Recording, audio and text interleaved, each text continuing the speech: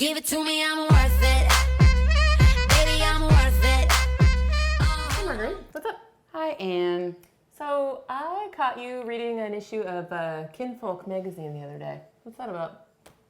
Stuff is stressful. I mean, sometimes you just want your life to look like the inside of a magazine. It's aspirational. You mean your life doesn't look like the inside of a magazine? Doesn't look like that kind of magazine. So I think this is a common theme for a lot of people, especially in this day and age of Instagram and Snapchat, Pinterest. Yeah, everybody wants the dream. Yes. At every price point. So that's not just people like to look at luxury properties, but then they go out and they buy the home that they're living in, and they would also like that to look like their dream home. And it's not so much about, when you think about luxury properties, you think about these crazy swimming pools and you think about these gigantic kitchens. But what it's really about is like the mudroom, the closets. Like that's what we're pinning. Like we're pinning like this dream version of our lives. And look, we can go on and on about how like that's unrealistic and materialistic or like not, like all of that kind of thing. But what we're here to talk about today is getting more money for your house. Well, and I think the reminder that the buyers now, it's things like that over there, like a gas range. Different things mean luxury to people and are more important to people. So I'll find a lot of people who are maybe looking for a $300,000 house, but finding a gas range in it is a huge priority. Absolutely. Because that's an interest that they have. So you can cater to that in your home at every price point. We happen to be in a beautiful kitchen today. But to get this home really ready for market, that still required staging, cleaning, preparation to make it truly look its best. Every house can be improved upon with the proper preparation. And even in a hot seller's market like this, it's worth it. Well, it matters because of course you'll sell it. You can put it on the market dirty and cluttered without any... At the right price. At the right price. But you won't get top dollar for it. And if you want people to be competing for your house, if you want your house to be someone's dream house, a little bit of extra attention goes a long way. Well, and I think one of the things people tend to forget about is there's first impressions, right? And in this day and age, where does that happen?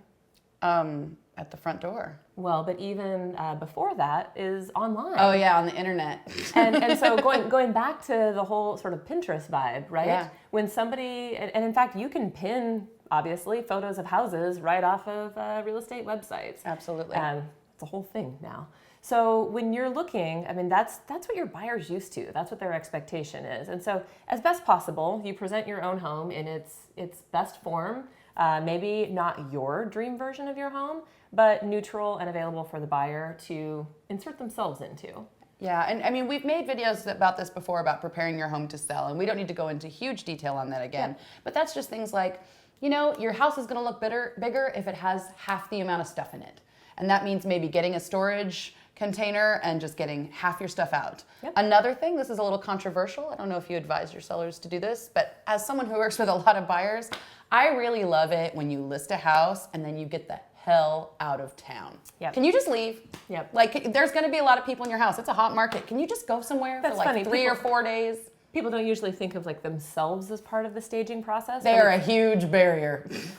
Let's just have some real talk. And think of it, even if it's not the possibility of encountering the seller, it's your dog's hair, it's your clothes on the floor, because you're trying to live your life, and you got to get out of the house in the morning, and you're late for work, and really you do want it to be perfect because you're selling that dream. So, well, and as someone who works with a lot of buyers, I mean, my preference is to remove as much of the seller's presence from the house as possible so that my clients can imagine themselves in your house. Yep. And that means removing your person, removing your pets, like removing evidence of you and your pets, and then removing your giant wedding photo hanging over the bed in the master suite. That's exactly what I was going to say. Or that picture, the one I'm talking about. Like all the fancy families have like that picture of them in the 90s, like wearing like the big shoulder dress and like the big bangs, and like it's always a little like it's kind of dated, and they really like miss that time in their lives. But it's weird to see like everybody just stops and stares at these giant family pictures. And that's a problem when they should be noticing your hardwood floors.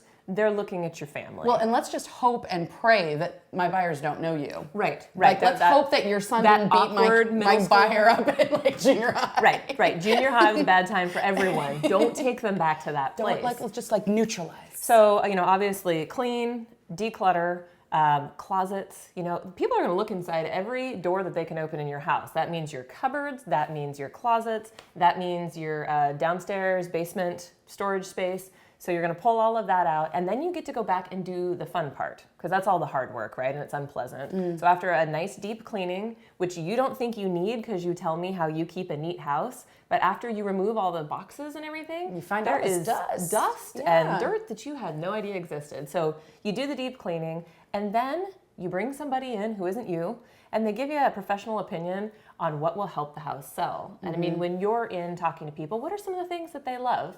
When you're showing your buyers, what are some of the things that they really get excited about? It's the weirdest stuff. Like how when you open a linen closet and all of they have pretty matching towels that are folded. I don't even know how to fold towels like this, but they're like stacked like kind of down the middle, and you can just tell there's room for like so many more towels that are in that closet.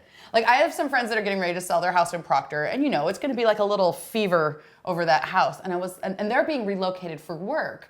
But the way that they live, they have kids and there's toys everywhere. And I was like, look, you do not want someone to walk into this house and think they don't have enough room for their kids in this house. They don't have enough room for their stuff in this house. Even if it's true, right? That's why you get rid of your stuff, because it looks like, wow, this family with these 2 kids, they're living so comfortably here. I could live comfortably here. And we don't sell our houses the way we live in them. No. So you're selling a dream. Right. You're selling the magazine and version. That's my favorite part about all this is I know it sounds like torture, and it sort of is, but at the very end, when the sellers walk back in and they get to see their house after it's been properly prepared, they're in awe. They fall in love with it again. I mean, they understand. It gives them confidence that it's going to be a good process. It allows the buyer to fall in love with it because this is a very emotional process.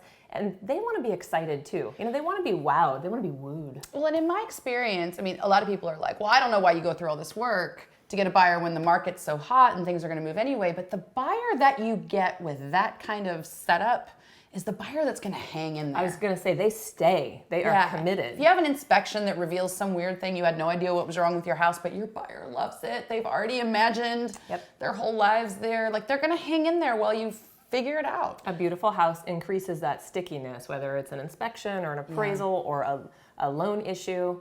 So there's a lot of different reasons to do it, but I'd say the very, very biggest one is that so much browsing is done online now, and the expectations for what other photos look like online, on Pinterest, on Houzz, on all of these other sites, is that they'll be lovely. So why not help your home look its best when you're getting ready to go to market?